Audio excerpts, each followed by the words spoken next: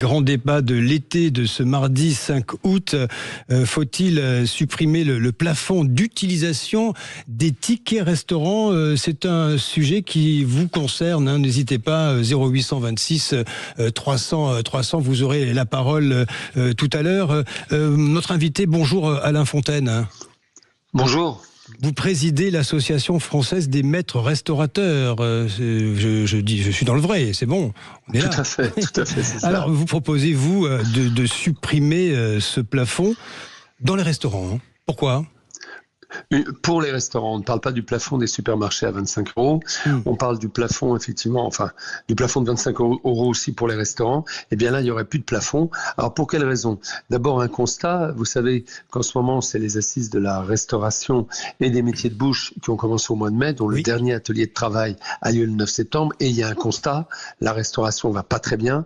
Il y a plein d'idées. Tout le monde se penche sur le malade, en quelque sorte. Et il faut trouver des idées. Alors des idées qui ne soient pas saugrenues, bien évidemment, des idées qui tiennent la route. Et les titres restaurants ont cela d'intéressant, c'est que avec les changements de consommation, avec le télétravail et autres, vous avez des réserves, c'est-à-dire que chaque consommateur, je vous rappelle, 5,5 millions de consommateurs de titres restaurants en France, donnés par les entreprises, c'est les entreprises qui octroient ce titre restaurant. Et il y a des réserves. Il y a des réserves parce que les gens ne les utilisent pas totalement, pas complètement. Ça fait qu'ils ont des soldes de comptes qui sont assez importants. Est-ce qu'on a une estimation, peut-être la réponse n'existe pas, mais de ce solde en question, de ce qui n'est pas utilisé? Écoutez, le dernier chiffre que j'ai dépasserait les 50 millions. Ah oui, quand même, oui. Oui, quand même. Oui, tout à fait. Alors, si vous voulez, c'est intéressant de dire qu'il faudrait réfléchir et identifier cet argent. Alors, réfléchir, ça veut dire quoi ? Les restaurants, quels restaurants ? Les restaurants plutôt traditionnels, c'est-à-dire, alors je ne veux pas prêcher pour notre paroisse, mais les gens qui font tout maison, les maîtres restaurateurs, on n'est que 3000 en France et on ne prend pas tous les titres restaurants, mais les restaurants aussi qui abordent le fait maison. Or, dans les assises de la restauration dont on parle, qui ont été décidées par Madame Louwagie, la ministre, il y a effectivement la rénovation du fait maison. Eh bien, on pourrait considérer que les restaurateurs qui abordent le fait maison avec 2 entrées, 2 plats, 2 desserts, par exemple, pourraient prendre ces titres restaurants et avoir la possibilité, le consommateur aurait la possibilité dans ces restaurants de déplafonner, c'est-à-dire de payer, s'il a 300 € sur son compte, il invite sa famille et il peut payer l'addition complète avec sa carte. Alors pourquoi les restaurants traditionnels ? Parce que je vous l'ai dit, on en perd beaucoup chaque jour. Il y a 25 restaurants fermés chaque jour. Attention, ce n'est pas tous des restaurants traditionnels, mais 2/3 le sont. Le reste, c'est de la restauration rapide qui ouvre et qui ferme. Bon, on connaît le sujet. Mais effectivement, la restauration traditionnelle souffre beaucoup. Et c'est une des idées, une des pistes que l'on peut entrevoir. Alors, c'est sous la décision de Madame Louwagie, bien entendu, après du Conseil d'État, consultation des organisations professionnelles et des émetteurs. Et la chose peut se faire. Alors, on pourrait soit le faire toute l'année, ou soit booster le pouvoir d'achat pendant les prochaines vacances, celles de 2026, ou alors les fêtes de Noël, voyez-vous, vous avez booster le pouvoir d'achat. Vous avez l'impression d'être entendu là, sur cette question ? Écoutez, j'ai écrit il y a quelques semaines à la ministre, Madame Louwagie, qui a vraiment un œil très proche sur les commerçants et sur les restaurateurs. Elle connaît nos problèmes. On l'évoque souvent sur vos plateaux d'ailleurs, sur les problèmes de restauration. J'ai écrit, son cabinet m'a rappelé tout de suite pour écouter mes arguments. Je crois qu'ils ont été sensibles à mes arguments, ce qui ne veut pas dire que cela se fera, mais ils sont bien au courant et ils m'ont rappelé tout de suite des réceptions du courrier. Donc c'est déjà une avancée. Alain Fontaine, comment est-ce que vous expliquez que la profession souffre à ce point aujourd'hui ? C'est quoi ? C'est le pouvoir d'achat des Français en berne ? Il y a 3 raisons à cela. Il y a celle que vous venez d'évoquer à l'instant, c'est-à-dire le pouvoir d'achat. Et effectivement, on sent bien la baisse de fréquentation liée à ce pouvoir d'achat. Deuxièmement, le changement de consommation qui a été accéléré par le Covid. Alors, à savoir, bien sûr, le télétravail. Les gens ne mangent pas au restaurant le midi, mais mangent chez eux, dans la gamelle où ils font leur repas. Deuxièmement, la livraison à domicile et une déstructuration des repas, une américanisation des repas, ce qui est très troublant dans le pays dit de la gastronomie et du bien manger, une déstructuration des repas, ce qui fait que les gens se contentent d'un sandwich le midi ou moi je le vois, je suis dans un quartier d'affaires dans mon restaurant et les gens, on les voit passer comme on les voyait passer à Londres dans la City il y a quelques années avec leurs petits sachets et puis ils vont manger devant leur ordinateur. Donc il y a une déstructuration. Des donc achats dans les food trucks ou dans les boutiques dédiées mais ne pas passer par la case restaurant, c'est ça. Oui. Tout à fait, tout à fait. Et ça, c'est un gros problème. C'est un très gros problème. Alors pourquoi les restaurants, oui, mais pas les grandes surfaces, les supermarchés? Parce qu'ils pourraient aussi réclamer leur lot, leur part, en fait. Je crois, alors, il faut revenir quand même à l'historique très vite des titres restaurants qui ont été créés en 1970 pour les entreprises qui n'avaient pas de possibilité d'avoir de restaurant d'entreprise. Donc c'était un acquis social. C'est la raison d'origine de la création des titres restaurants. Oui. Donc très vite, et c'est pour ça que les organisations professionnelles ont réagi beaucoup trop tard sur le sujet, très vite ces titres restaurants dans les années 80 ont été dévoyés, ont été pris par nos amis des métiers de bouche, que ce soit les boulangers, les bouchers et autres charcutiers. Donc, si vous voulez, ça a été dévoyé très très vite. Et le Covid a accéléré ce sujet. Et effectivement, avec la crise du pouvoir d'achat, les supermarchés ont la possibilité maintenant, depuis le Covid, de prendre ces titres restaurants. Oui, on ne peut pas aller contre ça. Pardon de vous couper, c'est très récent cette disposition en réalité. En réalité, dans les faits, c'est très récent. Dans les faits, c'est très récent, ça a moins de 4 ans. Et il fallait le pérenniser parce que, vous savez, aujourd'hui, le gouvernement cherche des moyens pour améliorer le pouvoir d'achat des Français. C'est pas facile. Et ça faisait partie de cela, c'est-à-dire de pérenniser ces 25 € de plafond pour les supermarchés. Cela dit, il y a les restaurateurs derrière quand même qui se voient disparaître un certain pourcentage de chiffre d'affaires qui, pour certains restaurants, est important, soyons clairs. Et donc, il faut compenser cela et il faut trouver des idées. Et cette idée-là, elle ne coûte rien. Il suffit de réfléchir. Alors, il faut réfléchir vers la restauration traditionnelle parce que si vous faites tous les restaurants, eh bien, c'est les restaurants de chaîne et les fast-food qui vont encore en profiter. Donc, faut que ce déplafonnement soit fait de façon très dirigée et très identifiée. Et puis, la deuxième chose, il faut absolument que le gouvernement communique sur cette restauration traditionnelle qui est un des fleurons du tourisme français, un des fleurons de l'attractivité française. Il faut absolument que le gouvernement, comme il le fait pour le tabagisme, comme il le fait pour la prévention routière, qu'il communique sur la restauration saine, de qualité, et ce qui fait partie de notre attractivité touristique. C'est vrai qu'il n'y a pas de message public entendu sur cette question-là, Alain Fontaine. Le chef Thierry Marx a souhaité que la gastronomie française soit reconnue comme, je crois qu'il a dit, une exception culturelle. Est-ce que c'est une bonne idée ? Nous, la gastronomie, ne pas confondre avec la restauration. Avec la restauration. La gastronomie, oui, la gastronomie, c'est effectivement des femmes et des hommes qui excellent les produits avec de la créativité, avec de l'inventivité. Donc, c'est une exception au même titre que l'architecture, la peinture. C'est la mode des chefs, en quelque sorte, oui.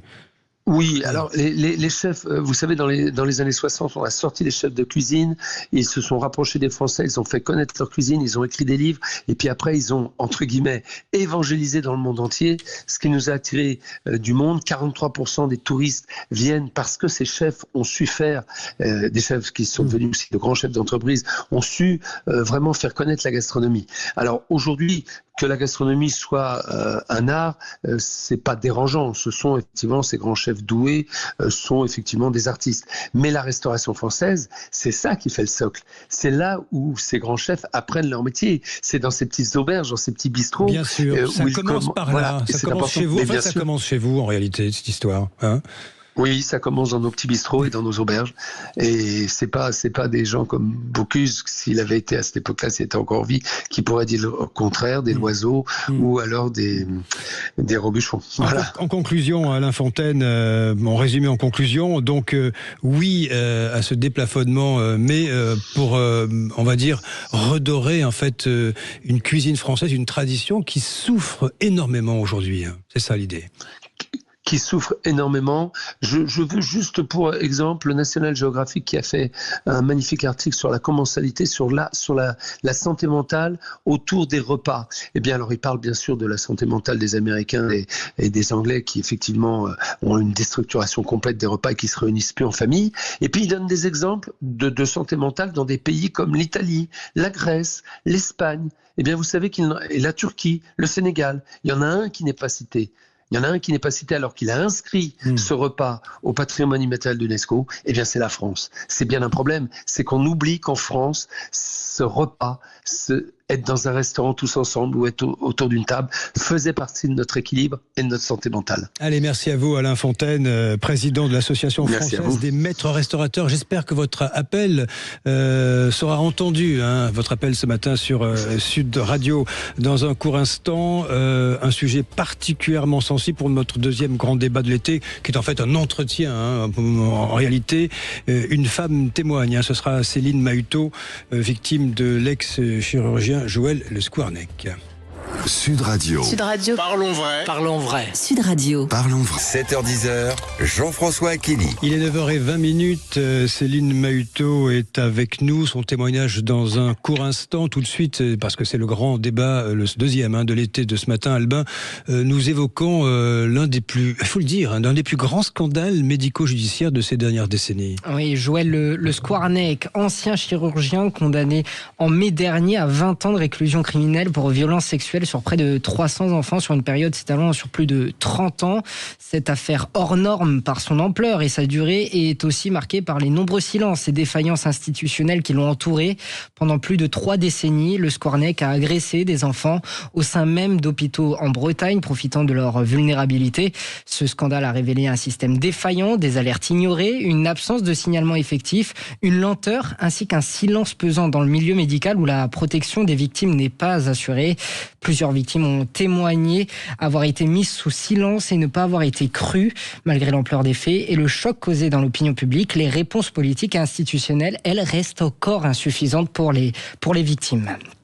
Oui, et donc nous sommes en ligne avec Céline Mahutot. Vous êtes là, Céline Mahutot? Oui, bonjour. Je vous retrouve. Merci de témoigner ce matin. J'attends beaucoup de ce témoignage avec vous ce matin. Effectivement, vous venez d'entendre à l'instant Albin. Vous êtes donc l'une des victimes de l'ex-chirurgien Joël Le Squarnec. Il y a quelque chose de monstrueux dans cette évocation. Cette marche, c'est une marche contre la pédophilie.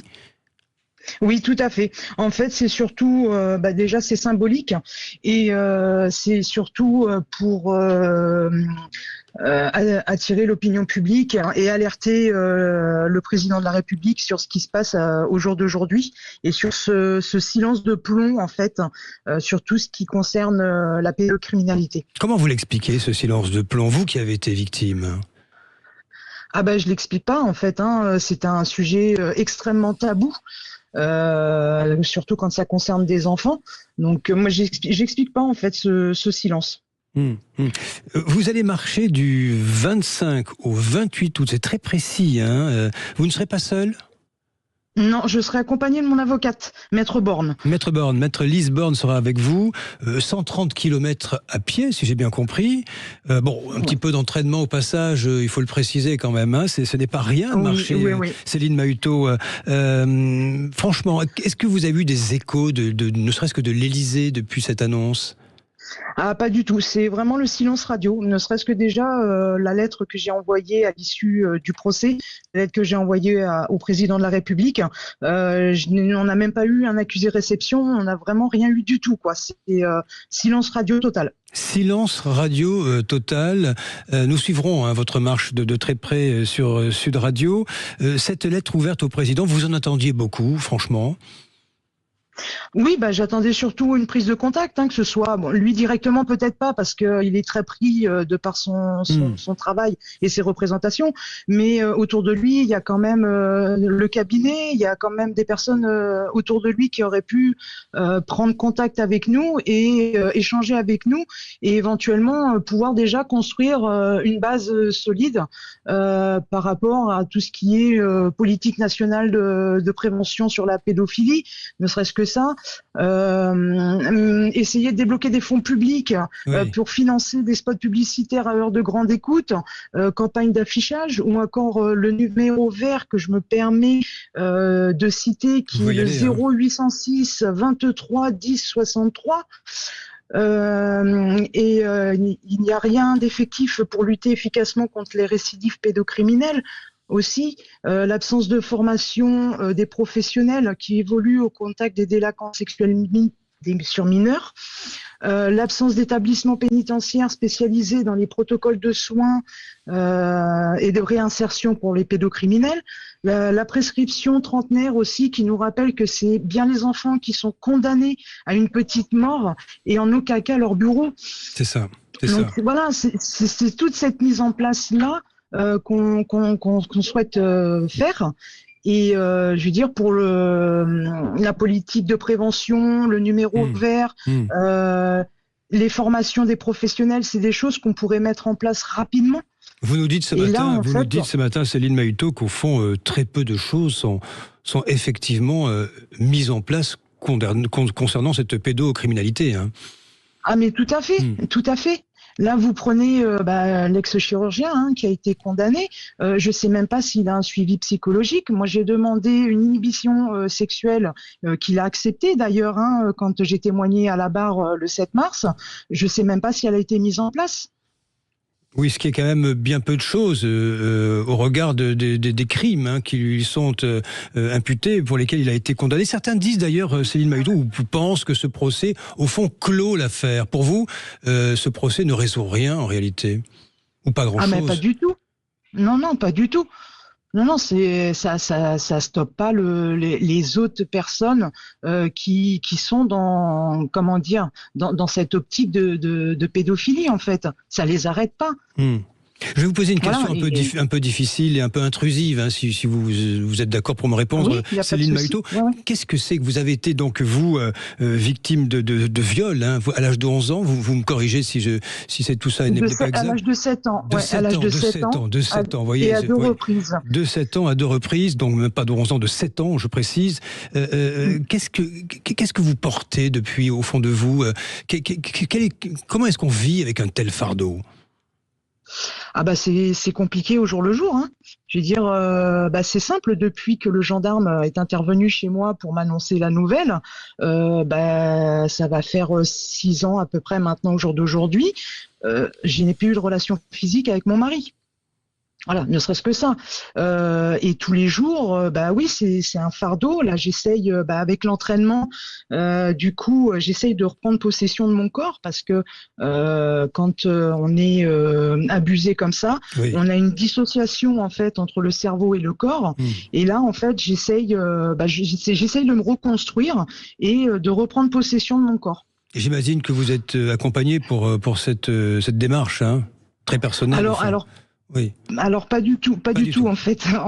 Non, parce que le protocole des psychologues et des professionnels ne me convient pas du tout. Je n'ai pas ce type de caractère en fait. Donc je suis un peu une fonceuse, donc forcément. Dire, vous avez un tempérament volontariste, ce qui est une sorte de forme de réponse finalement au drame que vous avez suivi. Est-ce que vous recevez des soutiens, je ne sais pas s'ils sont locaux, nationaux, dans cette initiative? Alors oui, dans mon entourage, oui, beaucoup. Beaucoup au niveau de mon travail, beaucoup de ma hiérarchie, des collègues de travail aussi, de la famille. Donc voilà, je m'enrichis de tout ça et ça m'aide beaucoup. Vous vivez avec... Quel âge avez-vous aujourd'hui? Je vous pose une question un peu étrange. Vous avez quoi, une quarantaine d'années? 41 ans, oui. Vous aviez 7 ans et vous avez vécu toutes ces années avec cette souffrance en vous. Il y aura cette marche donc de 130 km avec votre avocate Lise Borne. Qu'est-ce qui va se passer quand vous arriverez à Amiens? Qu'est-ce que vous l'avez imaginé? Franchement, pour le moment, j'imagine pas trop de choses. Je sais qu'on va notre arrivée sera au tribunal d'Amiens et ce que je souhaiterais, ce serait qu'un représentant de la République puisse prendre ma lettre et la transmettre au président. Ce serait génial. Au président, oui. En fait, c'est un appel au président de la République et à l'ensemble du gouvernement que vous êtes en train de préparer. Oui, tout à fait. Oui, Céline Mahutot. Encore une question avec vous. Comment vous est venue cette idée, cette initiative? En fait, avec notre avocate, on a discuté de trouver une solution et qui soit percutante, mais tout en restant dans le respect en fait de toutes ces victimes aussi. Donc oui, c'est ce qui nous est venu en fait de suite faire une marche symbolique, voilà.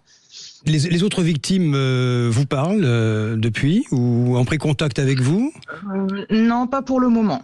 Pas pour le moment. Comment est-ce que vous l'expliqueriez éventuellement? Il y a une forme de pudeur, une envie peut-être de tourner la page définitivement, ou tenter de le faire? Oui, je pense qu'il y a beaucoup de ça aussi. Beaucoup de personnes souhaitent tourner la page de cet épisode qui marque toute une vie en fait, puisqu'il faut vivre avec. Mais oui, beaucoup de pudeur, beaucoup de voilà. Le procès est terminé. Le peu de personnes avec qui j'ai échangé m'ont dit voilà, une fois que le procès est fini, c'est fini. Je ferme le rideau, je rentre chez moi et je reprends ma vie quotidienne, tant bien que mal comme je peux, quoi. Mais vous, Céline Mahutot, vous êtes une personne de décision. Vous prenez le taureau par les cornes, vous allez effectuer cette marche. Peut-être on peut rappeler les dates avec vous si vous en êtes d'accord. C'est du 25 au 28 août. Voilà, tout à fait. On va partir de Paris, du cabinet de mon avocate qui se trouve à Montmartre, jusqu'à Amiens, au palais de justice, entre le 25 et le 28 août. Allez, merci à vous en tous les cas pour ce témoignage, Céline Mahutot. Nous prendrons, si vous en êtes d'accord, de vos nouvelles. Et pas de problème, il n'y a pas de souci. Nous suivrons cette marche. Merci à vous et vous faites preuve de beaucoup de courage, je vous le dis. Merci. Merci pour ce témoignage ce matin sur l'antenne de Sud Radio.